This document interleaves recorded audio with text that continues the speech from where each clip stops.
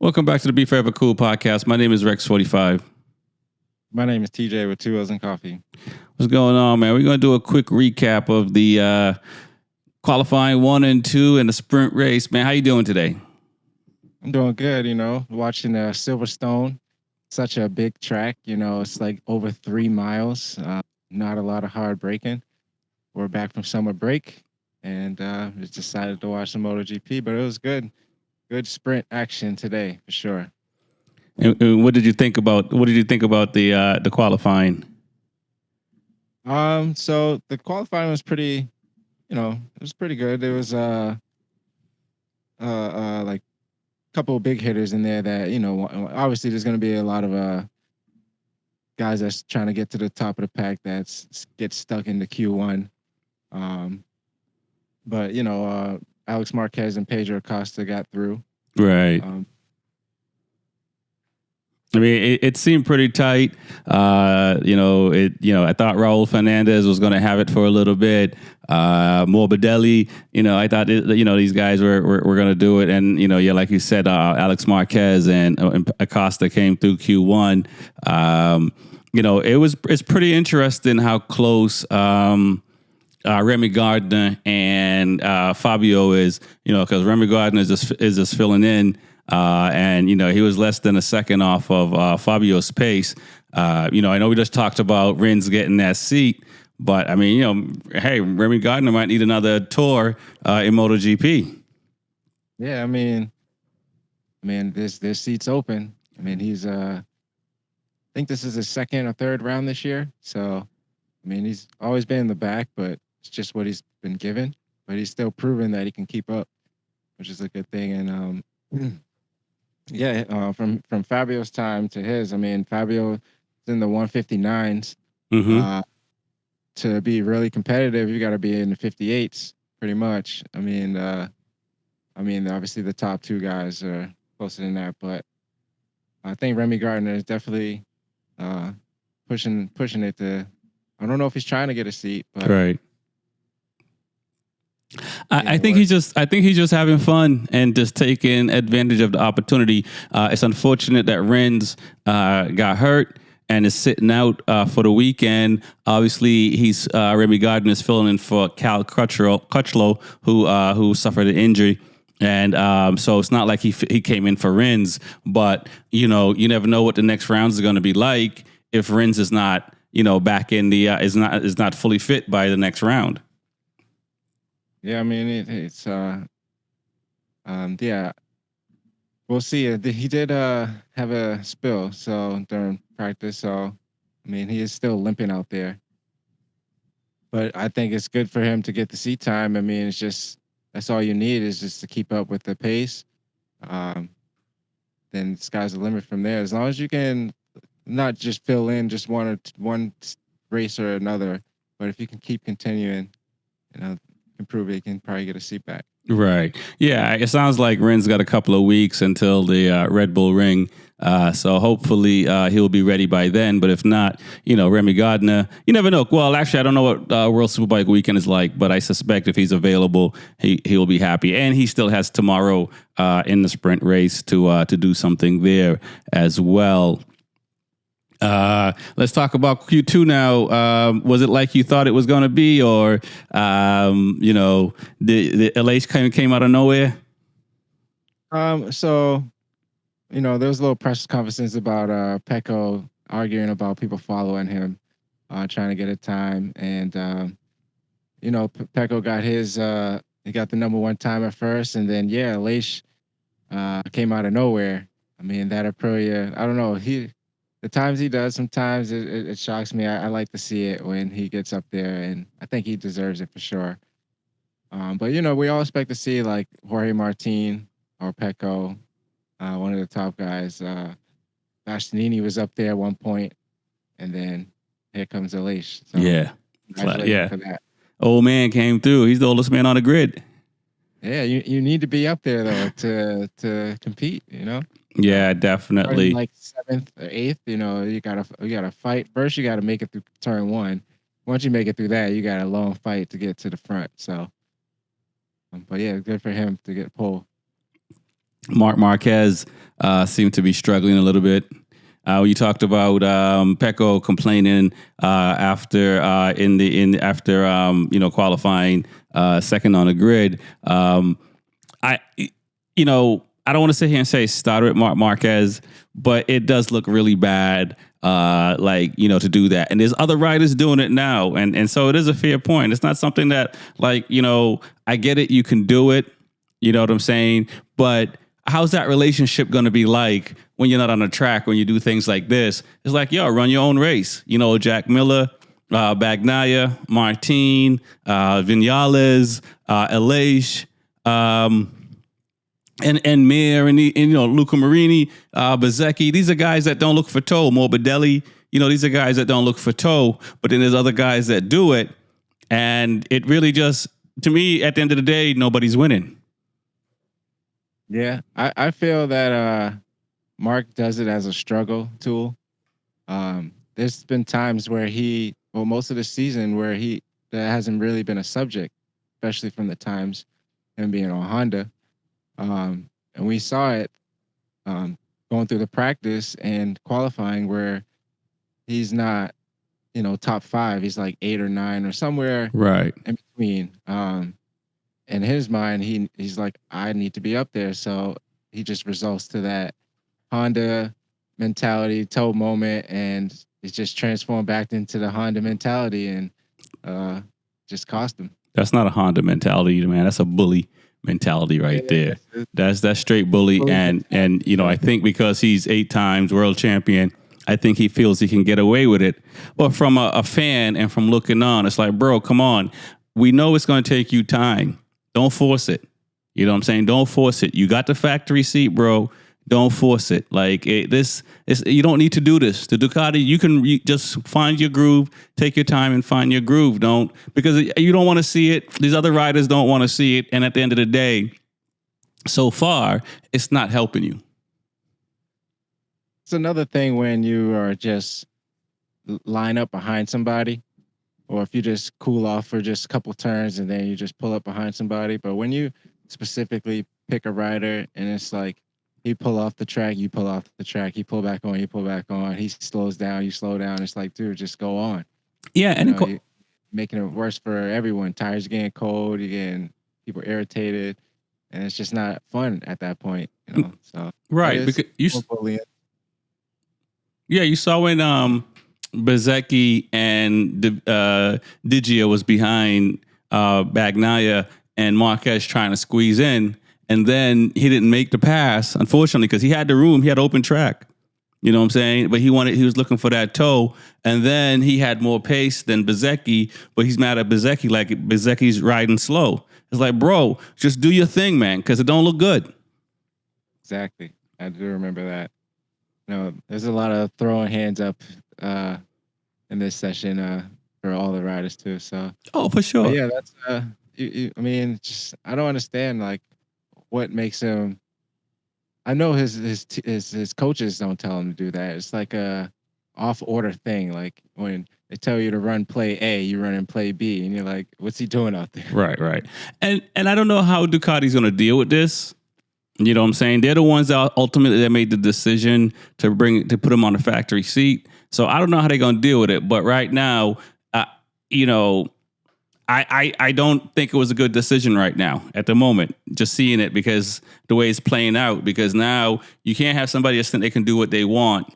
And, he should be grateful just to be on a Ducati because, like I said, like I've been saying, Ducati didn't need him as far as winning and getting on the podium, maybe selling more bikes to consumers, but not at the moment. So over the next few years, because once they change in 2027, it's going to be an even keel for everybody at that point, and whoever gets their bike figured out the quickest, obviously, is going to be up front. So it's weird to see. And so, but I don't want to keep going on that. We don't have a lot of time. Let's talk about Bastianini. He said it. We've been saying it. He's qualified fairly well. He's the, what I'm saying? I think that's what he needed, and I'm happy to see it. What did you think about his qualifying times? I mean, the beast is woken up as we see, and I know once you can start running up front and you get results, you start performing a lot better. So I see him. He has been riding better for the past couple rounds, but for him to get that position, I think he's well deserved for him. Yeah, no doubt. So let's talk about the sprint. First turn, two VR46 Academy riders. Morbidelli took out Bezecchi. I hope Bezecchi's okay. They both had to get off, take the stretcher out. Actually, no, Morbidelli limped off. They both went to medical, and it's going to be assessed after the sprint race. So I think between now and tomorrow, we'll find out if Morbidelli is going to be punished. Got the news already. Say again? Got the news already. Oh, okay. What's the news? He's serving a double long lap penalty. Wow. And that's the next round he can race, and we don't know if he's healthy enough to race tomorrow yet. Or we'll find that out, right? I mean, I think that's a light penalty for that. I don't know if he got in there too hot. Sounds like it, and not a mechanical or anything like that. Renz and Morbidelli. These guys need to, they might need to go up to the mountainside and get cleansed and get the bad juju off of them, because these two guys, man, for the last couple of years they've been having some bad juju around them. Did Ducati have a certain power band or something? Like he must have didn't shift quick enough. He hit that power band, and I don't know. He should have went around the outside or something, knowing he's gonna mentally try to get in, gain positions into turn one. Right. Like you're starting from that far back. Right. I don't know if he got sucked in. I obviously he didn't want to run into any rider, much less the VR46 Academy rider, right? And I think he locked up the front trying to miss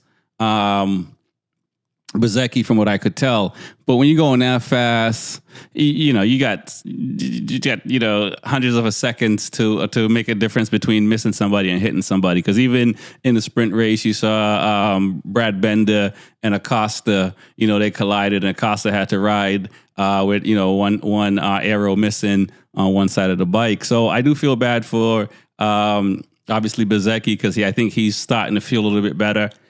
So this doesn't help his cause, and I don't know if he's hurt or not. And obviously Morbidelli with the double lap penalty, long lap penalty.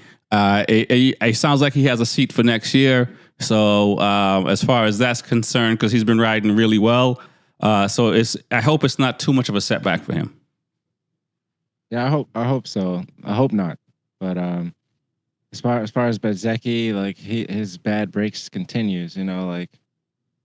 He's been trying to get back, get in the groove, and he's just been catching bad breaks everywhere. So I hope that he's all right as well, and continuing definitely Morbidelli. But double long lap penalty, you might as well chalk this race up as a loss, because this track is long, fast flowing. That's a lot of time loss. Yeah. So especially when you're starting. I will say this is one of the I enjoyed this race, watching this race a lot. It was very entertaining. It was very competitive. I feel bad for Bagnaia going down. Obviously, so that's tough. For Bastianini winning, I'm happy for him. Happy that he had a good start. He sat behind Martin long enough and tried to make the pass the first time. Didn't get it right. Second time, got it. If Bastianini continues the way he is, he's going to be very hard to beat. And also, do you think that out of Bagnaia, Bastianini, and Martin, right, for tomorrow's race, who do you think is going to come out with the, because they all, Bastianini's on top for today, first sprint, so he's coming out with a high. Martin got beat by Bastianini, so that doesn't feel good, and Pecco crashed out. So,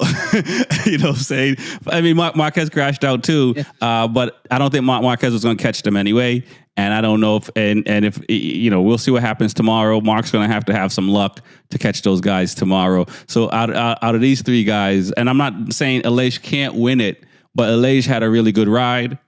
And he got pole and got on the podium, and he couldn't catch those three Ducatis in front of him. One crashed out, but for Martin and Bagnaia, right? Because what do you think?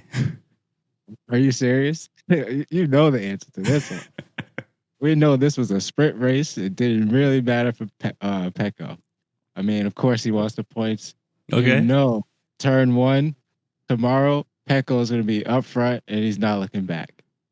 That's it. I just have, I never had nothing against Pecco. I like Pecco, but I always wanted to see someone like compete against him. But I just, from his history, like the sprints in the GP race, like he turns up, and now that he got no points, like I don't see him having a 0-point weekend. Gotcha. And especially his position. I mean, luckily he still has a 1-point lead right now. For Martin getting second place instead of first, which he'd have been down to. But I feel still, if that was the case, I think he's just going to jump out there, knowing the chaos that happened. Because I'm sure they watched the race to study how people turn in certain corners. Right. Incident happen. So he's going to get out there, push. I think he's going to take it all the way. I think the fight will still continue between Bastianini and Martin. So that'll be a good one to watch. And then, I think it'll be Pecco.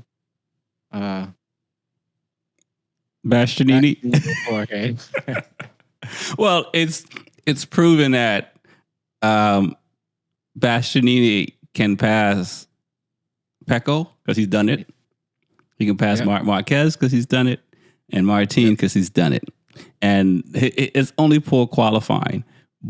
And for Martin, if he doesn't get a good start, he usually doesn't come from the back.